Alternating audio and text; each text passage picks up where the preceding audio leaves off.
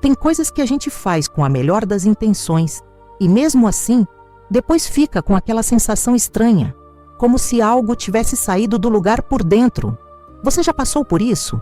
Tipo quando alguém pede só emprestado, você entrega por carinho, por educação, por fé até, e depois percebe que a casa fica mais pesada, a cabeça mais dispersa, a oração mais difícil. Não dá para explicar direito, mas dá para sentir. E é justamente nesse ponto que entra um aviso antigo, profundo e muito pouco comentado. Existe um tipo de sim que parece caridade, mas vira imprudência espiritual. E não é sobre virar uma pessoa dura, egoísta ou desconfiada. É sobre aprender a proteger aquilo que sustenta sua vida de fé no dia a dia. Aquilo que te levanta quando ninguém vê. Aquilo que te dá chão quando o mundo inteiro parece te puxar para baixo. Muita gente fala de Santa Teresa de Ávila como se ela fosse só uma mulher inteligente, uma santa de livros, uma grande escritora da fé. E ela foi tudo isso sim. Mas quando você começa a olhar com atenção para o jeito como ela viveu, o que ela escreveu, o que ela enfrentou por dentro, você percebe uma coisa. Ela não falava do espiritual como teoria. Ela falava como quem viu a guerra acontecendo por trás da cortina. E quando alguém vive com esse nível de percepção, o cuidado com detalhes muda completamente, porque tem coisas que parecem pequenas, mas mexem com o coração da casa, com o ritmo da oração, com a paz que sustenta a família. E aí vem a parte que pega. Tem gente que só entende isso depois que a paz vai embora por alguns dias, depois que a oração começa a travar, depois que a noite fica inquieta, depois que o lar começa a ficar barulhento por dentro, mesmo quando está tudo silencioso por fora. O aviso é direto, mas o sentido dele é ainda mais profundo. Existem 3 coisas que não deveriam circular de mão em mão, como se fossem objetos comuns, não por medo, nem por superstição barata, nem porque vai dar azar, mas porque são coisas que acabam virando extensão da sua vida espiritual. Elas carregam marca, história, lágrimas, promessa, recomeço. Elas viram lugar de encontro entre você e Deus. E quando você entrega isso só por um tempo, às vezes você sente como se tivesse entregado um pedaço do seu centro, como se tivesse deixado uma porta aberta sem notar. E tem gente que quando ouve isso, já começa a se justificar por dentro. Ah, mas eu emprestei por amor, eu emprestei por solidariedade, eu não queria negar. Eu entendo, de verdade. Só que tem uma diferença importante entre ajudar alguém e abandonar sua própria guarda. A fé madura não é aquela que diz sim para tudo. A fé madura é aquela que aprende a dizer sim com discernimento. A primeira dessas 3 coisas é justamente a que mais gente empresta sem pensar, o seu terço. E não estou falando de terço como enfeite, como colar, como adorno de gaveta.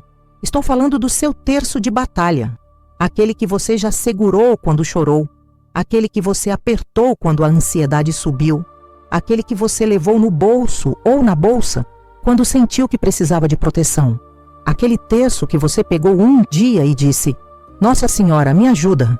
Com o tempo esse terço vai ficando só seu, não no sentido de posse egoísta, mas no sentido de vínculo. E vínculo espiritual não funciona do mesmo jeito que uma caneta emprestada.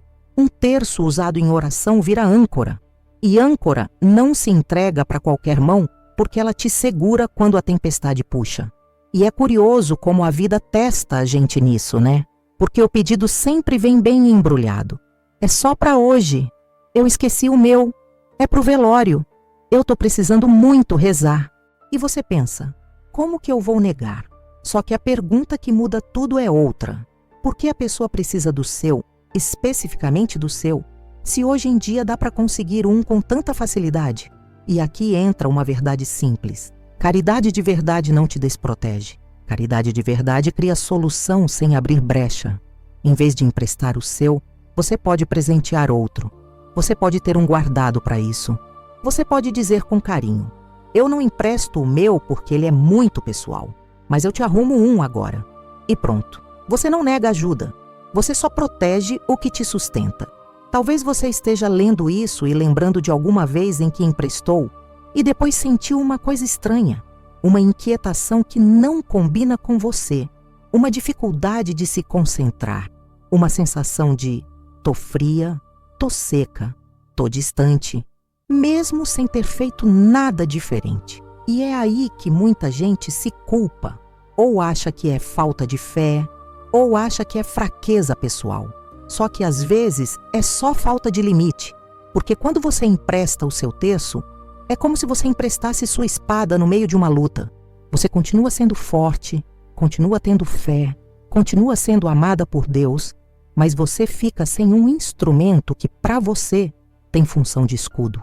E antes que isso pareça exagero, deixa eu te dizer do jeito mais pé no chão possível. Não é o objeto que tem magia, é a sua relação com ele, é o hábito que ele sustenta, é a disciplina que ele puxa, é a memória espiritual que ele carrega, é o gatilho de oração que ele ativa em você. Então, quando ele sai da sua mão, algo muda na sua rotina invisível. Você pode até não perceber na hora, mas o corpo percebe, o coração percebe, a casa percebe. E se você já emprestou, calma. Não é sobre medo, é sobre reparar e aprender. O primeiro passo é entender. Tá, isso aqui é pessoal. Eu não preciso me sentir culpada por proteger. Então vamos seguir, com calma, porque agora a conversa aprofunda. E aprofunda de um jeito que muita gente nunca parou para olhar.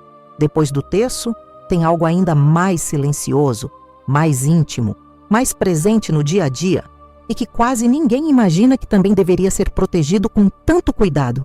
Eu estou falando da sua Bíblia pessoal, não qualquer Bíblia, não uma edição nova, limpa, sem marca nenhuma. Eu estou falando daquela que já te acompanhou em fases difíceis, daquela que você abriu quando precisava de direção, daquela que tem páginas gastas, cantos dobrados, palavras sublinhadas, anotações tortas feitas às pressas.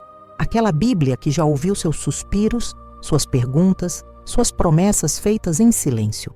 Essa Bíblia, com o tempo, deixa de ser só um livro. Ela vira território espiritual. Muita gente trata a Bíblia como algo neutro, como se fosse apenas um texto que pode circular livremente sem deixar rastro.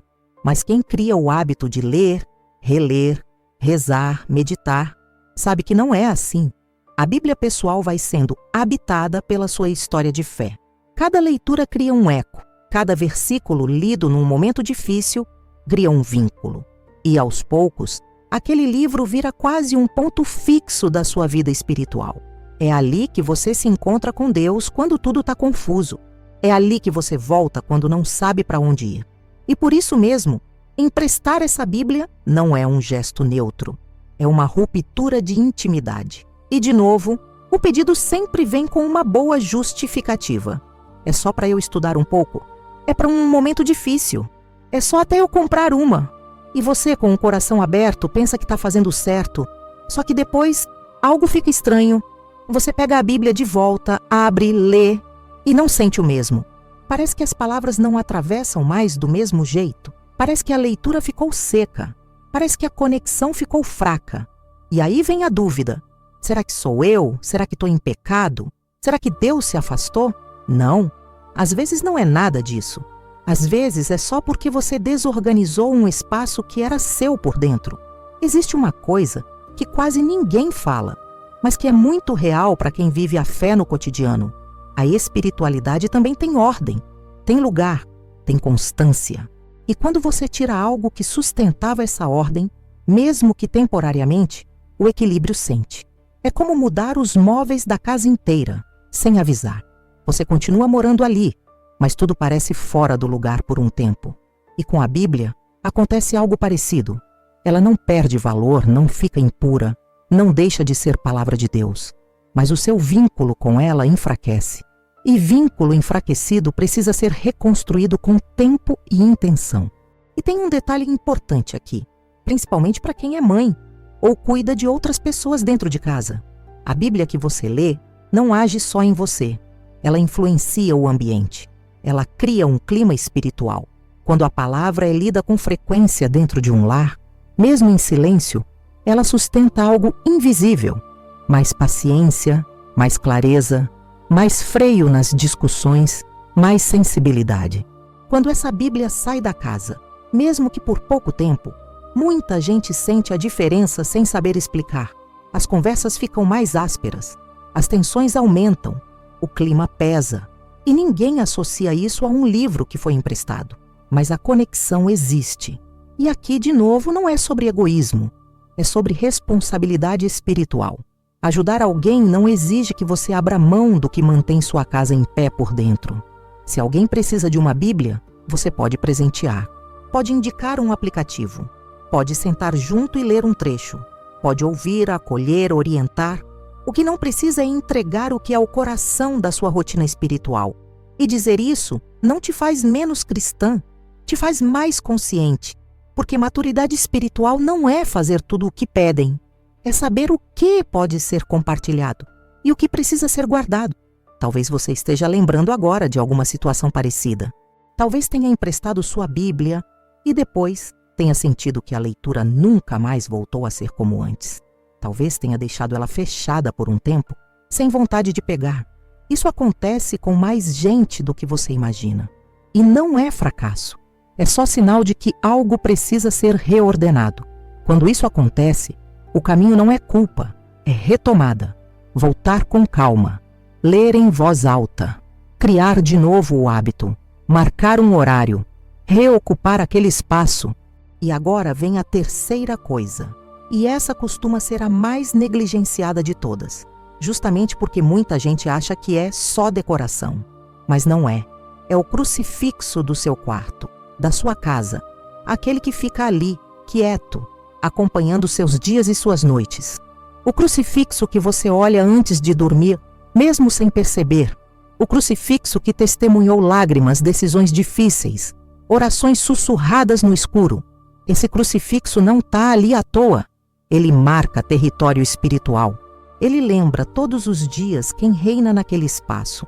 E quando ele sai da parede, algo muda. Emprestar esse crucifixo, especialmente o do quarto, é mais sério do que parece. Porque ele não é só símbolo. Ele organiza o ambiente espiritual. Ele ajuda a manter a paz durante o descanso, durante o sono, durante os momentos em que a mente baixa aguarda. Muita gente que emprestou já percebeu isso sem entender. Noites mais agitadas, sonhos estranhos, sensação de desconforto ao deitar, discussões que surgem do nada. Não porque algo místico aconteceu, mas porque um ponto de referência espiritual foi retirado do lugar e o ambiente sente. E de novo, o pedido vem carregado de emoção. É só até eu comprar um. É porque eu tô com medo. É para eu me sentir mais protegida.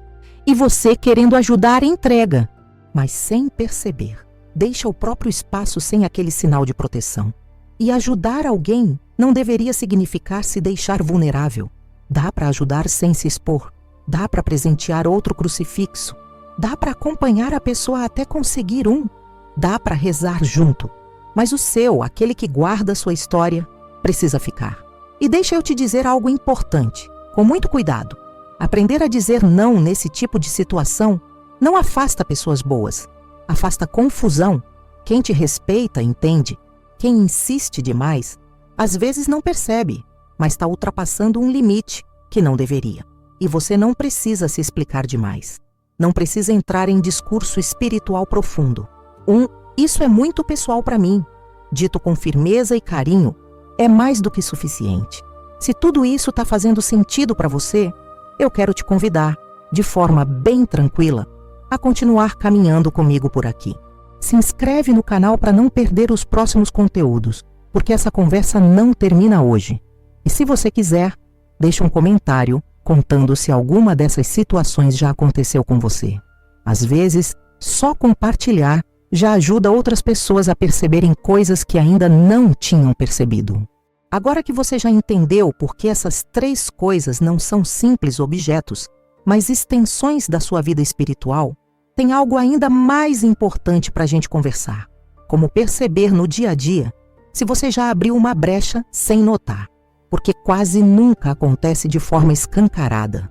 Não é um boom, não é um grande problema de uma vez. Geralmente é silencioso, gradual, quase educado demais para chamar atenção. E é justamente por isso que passa despercebido por tanta gente boa, piedosa, esforçada. O primeiro sinal costuma aparecer na oração. Não é que a pessoa pare de rezar, mas começa a rezar com esforço demais. As palavras não fluem, a cabeça dispersa rápido, o coração não aquece como antes. Aquela sensação de presença some, mesmo quando a pessoa insiste. E aí vem a autocrítica. Tô fraca, tô desleixada, tô errada. Mas às vezes o problema não é falta de fé, é falta de proteção. É como tentar acender uma fogueira sem graveto. Você até tenta, mas algo essencial não está ali. Outro sinal bem comum aparece à noite: sono agitado, despertar sem motivo, sonhos estranhos, sensação de peso no quarto. Não é terror, não é pânico, é um desconforto difícil de explicar. Tem gente que passa meses assim e não associa a nada concreto. Mas muitas vezes isso começa depois que o crucifixo sai do lugar ou depois que a rotina espiritual da casa é quebrada. O ambiente sente antes da mente entender. Também tem o clima da casa, discussões que surgem do nada, impaciência fora do padrão, palavras atravessadas por coisas pequenas. Antes dava para relevar, agora tudo vira conflito. E aí as pessoas acham que é estresse, cansaço, fase ruim. Pode até ser. Mas quando isso coincide com a ausência da Bíblia pessoal, por exemplo, não é coincidência. A palavra, quando está presente com constância, funciona como eixo silencioso. Quando sai, tudo começa a girar torto. Tem ainda a sensação de vazio, e essa é uma das mais difíceis de identificar, porque não vem acompanhada de tristeza clara. É mais como uma distância. Você continua indo à igreja, continua acreditando, continua tentando, mas sente que algo não encaixa, como se tivesse um vidro entre você e Deus. Isso não significa abandono divino.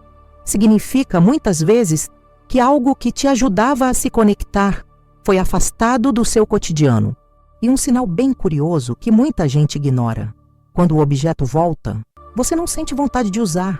Recupera o terço, mas deixa guardado. A Bíblia volta para casa, mas fica fechada. O crucifixo retorna, mas demora dias para pendurar. Parece preguiça, mas não é. É vínculo enfraquecido. E vínculo espiritual, quando se rompe, não se recompõe sozinho. Precisa de gesto consciente. A boa notícia é que tudo isso tem reparo. Não é drama, não é condenação, não é castigo, é ajuste. Quando você percebe, você age. Se foi o terço, você retoma o hábito, reza com mais presença, cria de novo o costume. Se foi a Bíblia, você volta a ler em voz alta, nem que seja um trecho pequeno por dia. Se foi o crucifixo, você recoloca no lugar, cria o hábito de olhar para ele antes de dormir. Não precisa ritual complicado, precisa constância. E aqui entra um ponto muito importante. Culpa não ajuda, culpa paralisa. Discernimento liberta. Você não precisa se punir por algo que fez sem saber. Você só precisa decidir diferente daqui para frente. E decidir diferente exige aprender a dizer não. Um não calmo, firme, sem explicação excessiva. Um não que protege sua vida espiritual sem machucar ninguém. Se alguém te pedir qualquer uma dessas coisas, você pode responder com verdade e carinho. Isso é muito pessoal para mim. Só isso já basta. Se quiser, oferece uma alternativa, um presente, uma ajuda, uma oração junto. Mas não entregue o que te sustenta. E se a pessoa insistir demais, não é você que está sendo dura. É o limite que está sendo desrespeitado. E limite espiritual também é forma de amor. Antes de seguir, eu quero te convidar a caminhar mais perto daqui para frente. Se esse conteúdo está fazendo sentido, se ele está te ajudando a enxergar coisas que você nunca tinha parado para pensar, se inscreve no canal. Não por obrigação, mas como quem decide continuar uma conversa. E se você se sentir à vontade, deixe um comentário contando sua experiência. Já emprestou algo assim? Sentiu alguma diferença depois? O que esse conteúdo despertou em você? Sua história pode ajudar alguém que ainda não percebeu o que está vivendo. Então vamos fechar essa conversa do jeito certo, com o coração no lugar e os pés no chão. Porque tudo o que a gente falou até aqui não é para gerar medo, nem rigidez, nem paranoia espiritual. É para gerar consciência. É para te devolver algo que muita gente perdeu sem perceber. O direito de proteger a própria vida espiritual sem se sentir culpada por isso. Tem muita gente boa, generosa, amorosa, que vive cansada espiritualmente, não porque falta fé, mas porque falta limite. E limite, quando é saudável, não afasta Deus. Pelo contrário, cria espaço para Ele agir. Quando você entende que o seu terço, a sua Bíblia e o crucifixo da sua casa não são objetos neutros, mas pontos de apoio da sua caminhada, tudo muda. Você começa a olhar para a sua rotina com mais respeito. Começa a perceber que oração não é só o momento em que você fala com Deus, mas também tudo aquilo que sustenta esse momento. O ambiente, os hábitos, os símbolos, os gestos repetidos. Nada disso é pequeno. Tudo isso constrói ou enfraquece, dia após dia, a sua força interior. E talvez a maior lição de tudo isso seja simples, mas profunda. Nem todo pedido precisa de um sim. Tem pedidos que parecem bons, mas custam caro. Custam sua paz, sua clareza, sua estabilidade espiritual.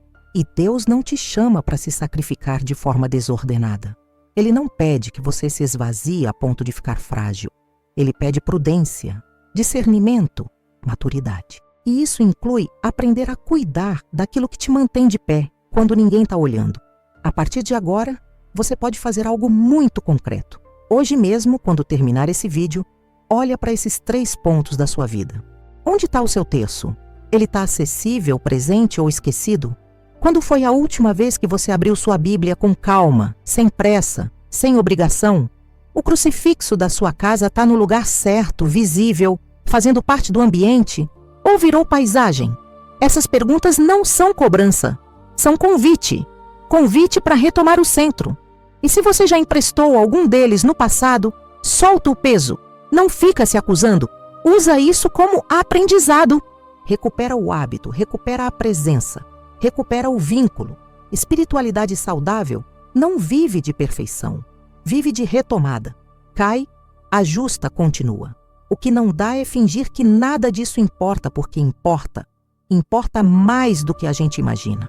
Outra coisa essencial: dizer não te torna menos cristã, te torna mais responsável.